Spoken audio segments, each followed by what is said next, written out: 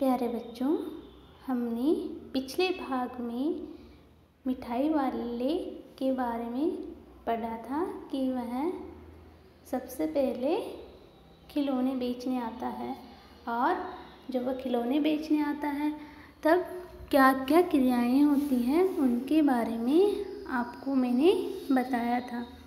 आज हम इस दूसरे भाग में मुरली वाले के बारे में जानेंगे कि मिठाई वाला किस प्रकार मुरली बेचता है।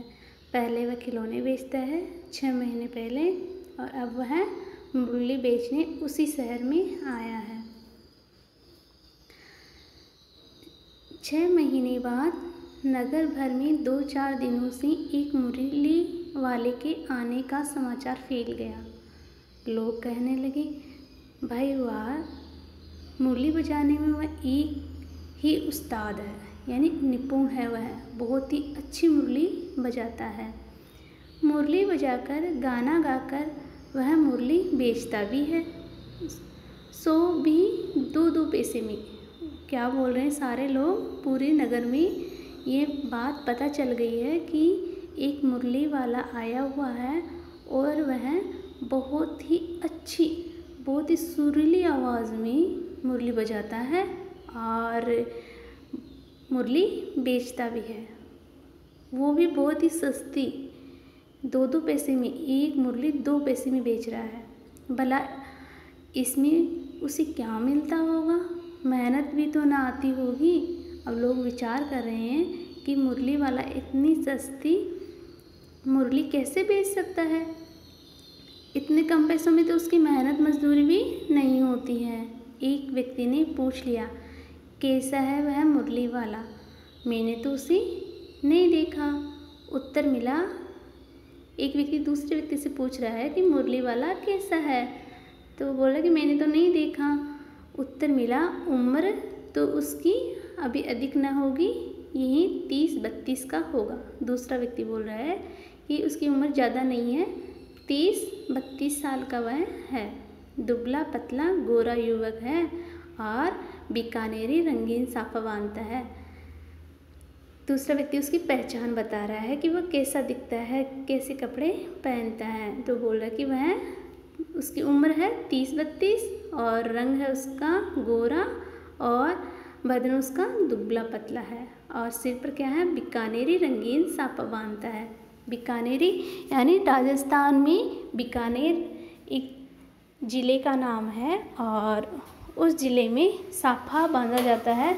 उसी प्रकार का ये कहानी राजस्थान से संबंधित है। तो वहाँ की वेशभूषा के बारे में बताया गया है कि बीकानेर में किस प्रकार के साफे यानी पगड़ी सिर पर बांधी जाती है। देखो बच्चों, इसमें ये जो सिर पर बांध रखी है वह पगड़ी है जो बीकानेरी है, यानी बीकानेर में इस तरह की पगड़ी बांधी जाती है। वही तो नहीं जो पहले खिलौने बेचा करता था। क्या वह पहले खिलौने भी बेचा करता था?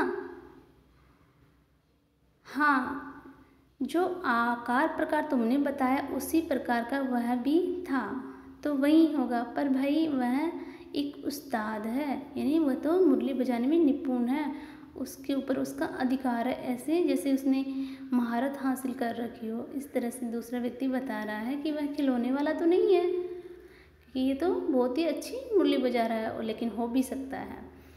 प्रतिदिन इसी प्रकार उस मुरली वाले की चर्चा होती। प्रतिदिन नगर की प्रत्येक गली में उसका मादक मृदुल स्वर सुनाई पड़ता। बच्चों को बहलाने वाला मुरली वाला, मुरलियों वाला। अब देखो बच्चों, यहाँ पर कह रहे हैं सभी लोग उसके बारे में बातें कर रहे हैं कि एक मुरली वाला आया हुआ है, इस तरह से दिखता है और बहुत ही मधुर और कोमल स्वर में, मृदुल यानी कोमल, कोमल स्वर में उसकी जो मुरली है उसकी स्वर है सुनाई पड़ते हैं और बहुत ही मीठे स्वर में बोलता है कि बच्चों को बहलाने वाला मुरलियाँ वाला, यानी बहुत मुरली एक वचन होता है, मुरलियाँ बहुवचन। तो उसके पास में तो बहुत सारी मुरलियाँ हैं, तो मुरलियाँ वाला हो गया। ठीक है। रोहिणी ने भी मुरली वाले का ये स्वर सुना। अब चुन्नू मुन्नू की जो मम्मी है उसने भी उसकी ये मीठी सी आवाज़ सुनी। तुरंत ही उसे खिलौने वाले का स्मरण हो आया। स्मरण यानी याद। ये जो स्मरण शब्द है इसका अर्थ है याद। तो उसको उसकी याद आई जो खिलौने बेचा करता था, क्योंकि उसकी भी आवाज़ इतनी ही मीठी थी। उसने मन ही मन कहा, खिलौने वाला भी इसी तरह गा गा कर खिलौने बेचा करता था। रोहिणी उठकर अपने पति विजय बाबू के पास गई। जरा उस मुरली वाले को बुलाओ तो चुन्नू मुन्नू के लिए ले लूँ। क्या पता ये फिर इधर आए ना आए, वे भी जान पड़ता है। पार्क में खेलने निकल गए हैं। तो यहाँ पर रोहिणी है अपने पति से कह रही है कि आप मुरली वाले को बुला लीजिए और चुन्नू मुन्नू के लिए मैं मुरली ले लूँ। वो दोनों तो क्या है, पार्क में खेलने निकल गए हैं। विजय बाबू एक समाचार पत्र पढ़ रहे थे। उसी तरह उससे लिए हुए वे दरवाजे पर आकर मुरली वाले से बोले, क्यों भाई, किस तरह देते हो मुरली? किसी की टोपी गली में गिर पड़ी, किसी का जूता पार्क में ही छूट गया और किसी की सोतनी यानी पजामा ही ढीली होकर लटक आई। इस तरह दौड़ते हाँफते हुए बच्चों का झुंड आ पहुंचा। बच्चे जो पार्क में खेल रहे थे वह इस तरह से दौड़कर मुरली वाले के चारों तरफ आ जाते हैं कि बच्चों को तो चाहिए ना कि हमें तो ये लेना ही है। छोटे छोटे बच्चे जैसे आवाज़ सुनते हैं तो दौड़ के जाते हैं। बस यहाँ पर भी बच्चे ही हैं छोटे छोटे, वह दौड़कर आ रहे हैं कि हमें भी मुरली लेनी है। और जब छोटे बच्चे दौड़ते हैं तो उनका जूता, पैर में चप्पल जो भी होती है वह खुल जाती है, फिर वो पहनते हैं, उठते हैं, दौड़ते हैं। इस तरह उनका वर्णन किया गया है। एक स्वर से सब बोल उठे, अम्बी लेंदे मुरली, अम्बी लेंदे मुरली, यानी हम भी लेंगे मुरली और हम भी लेंगे मुरली। यहाँ बच्चे हैं छोटे छोटे तो उनको साफ स्पष्ट शब्द बोलने नहीं आते हैं, वह सिर्फ आराम से तुतला तुतला कर बोल रहे हैं। मुरली वाला हर्ष गदगद हो उठा। गदगद खुशी से, अंदर से जो खुशी होती है ना उसको मतलब गदगद हो उठा। बहुत अंदर से बहुत ही प्रसन्न था, वो बहुत खुश था और बोला, सबको देंगे भैया, लेकिन ज़रा रुको, आप थोड़ा सा रुको तो सही, ठहरो, एक एक को देने दो।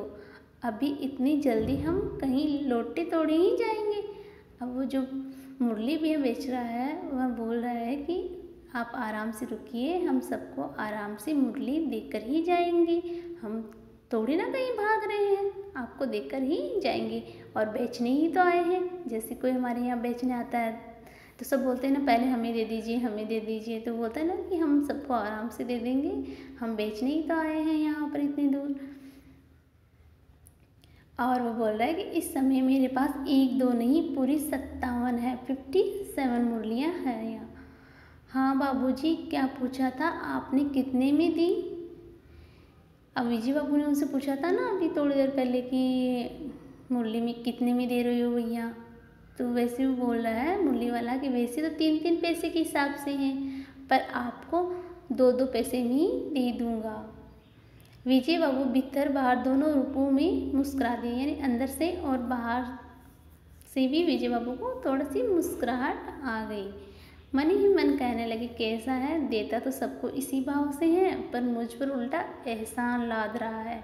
फिर बोले, तुम लोगों की झूठ बोलने की आदत होती है, देते होंगे सभी को 2-2 पैसे में, पर एहसान का बोझा मेरे ही ऊपर लाद रहे हो कि आप तो सभी को 2-2 पैसे में देते होंगे, मुझे थोड़ी दे रहे हो 2 पैसे में, और मुझ पे एहसान डाल रहे हो कि आपको मैं 2 पैसे में देता हूँ। मुरली वाला एकदम अप्रतिभ हो उठा, यानी बिल्कुल स्थित हो उठा और स्थिर होकर के मतलब स्ट्रिक हो गया वो, और बोला, आपको क्या पता बाबूजी कि इनकी असली लागत क्या है, यानी इनकी जो रियल प्राइस है उसके बारे में आपको क्या पता। ये तो ग्राहक का दस्तूर होता है कि दुकानदार चाहे हानि उठाकर चीज़ क्यों न बेचे, पर ग्राहक यही समझते हैं कि दुकानदार मुझे लूट रहा है। तो मुरली वाला बोल रहा है विजय बाबू से कि अगर कोई दुकान वाला, शॉप वाला जो होता है वह कितना ही सस्ता सामान दे दे, लेकिन हमेशा लेने वाला हमेशा यही कहता है कि हमें तो लूट ही रहा है। आप भला काहे को विश्वास करेंगे और आप हम पर काहे को यानी क्यों विश्वास करेंगे। लेकिन सच पूछिए तो बाबूजी असली दाम 2 ही पैसा है। आप कहीं से 2 पैसे में ये मुरली नहीं पा सकते। मैंने तो पूरी 1000 बनवाई थी, तब मुझे इस भाव पड़ी है। अब उन्होंने अपने यहाँ पर बताया कि मैं इतनी सस्ती बेच रहा हूँ, तो इससे सस्ती आपको कहीं भी नहीं मिलेगी। विजय बाबू बोले, अच्छा मुझे ज़्यादा वक्त नहीं है, यानी मेरे पास ज़्यादा समय नहीं है, जल्दी से 2 ठो निकाल दो, यानी 2 मुरलियाँ दे दो। तो एक जोड़ा चाहिए उनको। 2 मुरलियाँ लेकर विजय बाबू फिर मकान के भीतर पहुँच गए। मुरली वाला देर तक उन बच्चों के झुंड में मुरलियाँ बेचता रहा। उसके पास कई रंग की मुरलियाँ थी। बच्चे जो रंग पसंद करते, मुरली वाला उसी रंग की मुरली निकाल देता। ये अच्छी मुरली है, तुम यही ले लो। बाबू, राजा बाबू तुम्हारे लायक तो बस ये है। हाँ भैया, तुमको वही देंगे, ये लो। तुमको वैसी नहीं चाहिए, ये नारंगी रंग की, अच्छा वही लो। ले आए पैसे। इस तरह से क्या है, मुरली वाला बच्चों से बातें कर रहा है और उनको मुरलियाँ दे रहा है। अच्छा ये लो, तुम्हारे लिए मैंने पहले से ही निकाल रखी है। छोटे बच्चों को खुश रखने के लिए बोल देता है मुरली वाला कि तुम्हारे लिए तो मैंने ये निकाल रखी थी पहले ही, तुम ये ले लो, बहुत ही अच्छी मुरली है। कोई बच्चा बोल रहा है कि मुझे तो, मेरे पास तो पैसे ही नहीं है। तो मुरली वाला बोले, तुमको पैसे नहीं मिले, तुमने अम्मा से ठीक ढंग से मांगे नहीं होंगे। धोती पकड़कर पैरों में लिपटकर अम्मा से पैसे मांगे जाते हैं।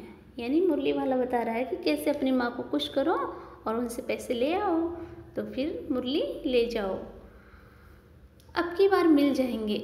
दुअन्नी है, एक बच्चे ने कहा दुअन्नी है, यानी 2 आने हैं उसके पास में। तो क्या हुआ, दुअन्नी ये पैसों की, जैसे ये रुपया होता है उसमें 16 पैसे में 1 रुपया होता है, तो वैसे ही दुअन्नी यानी 2 आने हैं उसके पास में। 25 पैसे का 1 आना हुआ और 2 आने 50 पैसे का। तो क्या हुआ, ये लो पैसे वापस लो, ठीक हो गया ना हिसाब, मिल गए पैसे। अब सबको जिन्होंने पैसे दिए थे उनको वापस दे रहा है। और देखो मैंने तरकीब बताई, अच्छा अब तो किसी को नहीं लेना है, सब ले चुके। मुरली वाला सबको बच्चों को दे करके बोल रहा है कि अब नहीं लेना है ना, अब ठीक है, तुम्हारी माँ के पास पैसे नहीं है। अब एक बच्चा है वह भी खड़ा है, उसको बोले तुम्हारी माँ के पास पैसे नहीं है, अच्छा तुम भी ये ले लो, अच्छा तो अब मैं चलता हूँ। इस तरह से मुरली वाला सारे बच्चों से बातें करता है और जिन बच्चों के पास में पैसे नहीं होते हैं उन बच्चों को वह मुफ्त में भी यानी फ्री में भी मुरली देकर चला जाता है। इस तरह मुरली वाला फिर आगे बढ़ गया। आज अपने मकान में बैठी हुई रोहिणी मुरली वाले की सारी बातें सुनती रही। आज भी उसने अनुभव किया, यानी वह महसूस कर रही है कि किस तरह बच्चों से कितने प्यार से मुरली वाला बात कर रहा है। फेरी वाला पहले कभी नहीं आया, फिर वह सौदा भी कैसा सस्ता बेचता है। अब रोहिणी बोल रही है कि कितना सस्ती चीज़ें बेच रहा है ये, और पहले कभी आया भी नहीं है, ऐसे हमेशा आता नहीं है ये। भला आदमी जान पड़ता है, समय की बात है, जो बेचारा इस तरह मारा मारा फिरता है, पेट जो न कराए सो तोड़ा। वो बोल रही है कि कितना भला इंसान है, अच्छा इंसान है, सज्जन पुरुष है वह, और अपने पेट भरने के लिए क्या क्या कर रहा है। इस समय मुरली वाले का क्षीण स्वर दूसरी निकट गली से सुनाई पड़ा। क्षीण यानी धीरे हो चुका था उसका, अब कमज़ोर हो गया था, उसका स्वर बहुत दूर जा चुका था, दूर से बहुत ही कम सुनाई दे रहा था। बच्चों को बहलाने वाला मुरलियाँ वाला। रोहिणी इसको सुनकर मन ही मन कहने लगी, और स्वर कैसा मीठा है इसका, और कितना मीठा बोलता है।